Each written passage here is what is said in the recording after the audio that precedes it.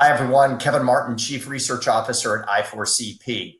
Just last week, I read an article in Bloomberg that talked about the average workday since the pandemic crisis has increased by about 3 hours per person. We're all experiencing it. So with that in mind, our company's latest pulse survey during this COVID-19 crisis was on collaboration and collaboration overload. We had about 230 senior ranking HR executives from companies over 1,000 employees or more take part in this survey. And the results are very compelling. But this isn't just about sharing the data. I want to share with you some solutions that you can apply as well. And we will be discussing this data during this coming week's COVID-19 channel calls that many of you have registered for. Well, it's no surprise that 72% of those that took part in this survey, I shouldn't say it's no surprise, but we all kind of suspected this, that 72% indicated this is the first time in their professional working lives that they've actually been working from home on a full-time basis. Now, one of the things that I just want to remind people of, and we wrote about this back in the middle of March, is that during this age of social distancing, the real key here isn't the distance, it's the emotional and mental distance. And what can companies do to make sure that the physical distance and proximity distance doesn't become feelings of isolation, loneliness, lack of belonging? And that's an important one to keep in mind as we continue on. Now, one of the things that really stood out to me when I looked at this data is the lack of the few companies out there that are actually kind of leaning in and learning what is this collaboration meaning for the workers. So what you can see here are a few things. 51% when we asked them, how are you ascertaining whether your managers are being effective in engaging the remote workers? They're using more anecdotal evidence, which is fine. That's good. They're asking the teams, hey, when's the last time you connected with your manager? Is your manager driving energy there? That's a good thing. However, 33% don't do anything at all in that regard. Another thing that stood out is 55% when we asked them, how are you measuring the collaborations that are occurring in your businesses? More than half the companies are either not measuring that, or you can see 21% of our respondents, and these are senior ranking HR execs, said, I just don't know if we're doing that or not. And so that's the more concerning statistic from my standpoint because of this. One of the key findings that we found in research we did with Professor Rob Cross a couple years ago was on collaboration. We titled it Purposeful Collaboration. And what we found were two really strong next practices that stood out. One was where high performance organizations were much more likely to be ensuring that people or roles did not become so overloaded with collaborative demands that it stopped workers from being productive in the first place. And what we found is that high performance organizations were 7 times more likely than low performance organizations to be conducting some type of internal organizational network analysis to really understand where the information flow was and where the bottlenecks were occurring. And those bottlenecks typically are telltale signs of where people are being collaboratively overloaded. Now, with that as something to keep in mind, let's go back to this data that we collected just this week.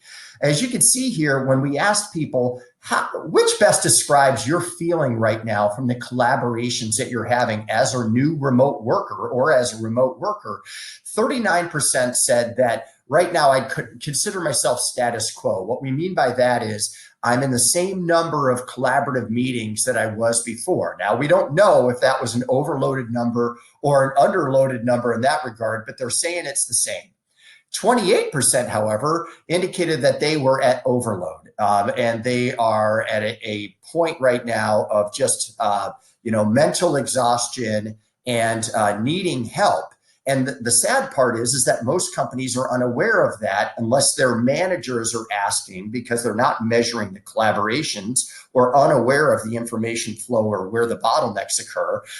They're asking their managers. So make sure, folks out there, that you really are in tune, or that your managers are in tune with the workload and flow on those that are remote workers right now.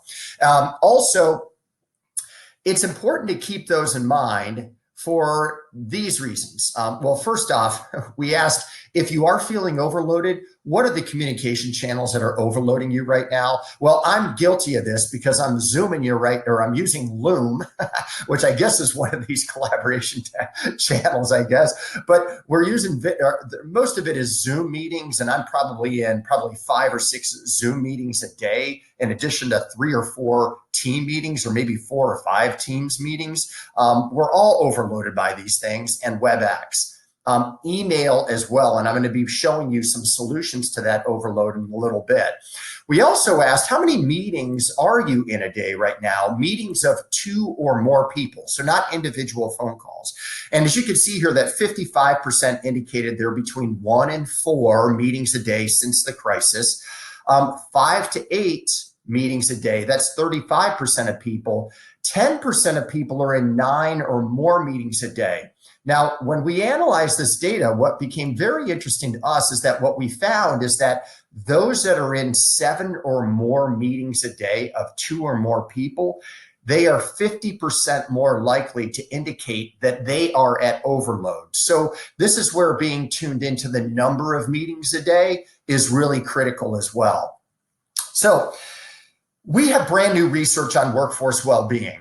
And a couple things stood out to that really spoke to the overload aspect. So what we found were a few next practices. One is making time in one's day for reflection time or for meditation. I've started to do that just 10 minutes, and it's starting to be a huge help. Just the 10 minutes I'm taking, and I'm blocking that in my calendars.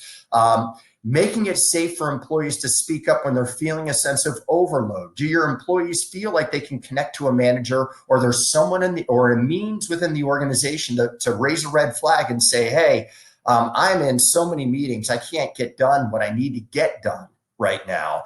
And then you could see training managers, people leaders especially, on signs of emotional or mental distress. That's a next practice. We see that going to be very important going forward. So with that all in mind, I wanted to point people to a few resources that we will make sure are at the COVID-19 Resource Center. One is we put together this infographic based on our research on collaboration with Professor Rob Cross. And what we included in there are 5 methods used to address collaborative overload. And 2, and you can see I blew up the screenshots here on the right-hand side, have to do with meeting management etiquette and email etiquette. And we would recommend that every company starts employing these types of practices right away. So hopefully you found this helpful. Hopefully you've got a few solutions now to either recognize where overload may be happening in your organizations or within yourself. And now you've got a resource that you can use to help avoid that as well. Thanks so much, everyone. We'll see you soon, and be well. Bye-bye.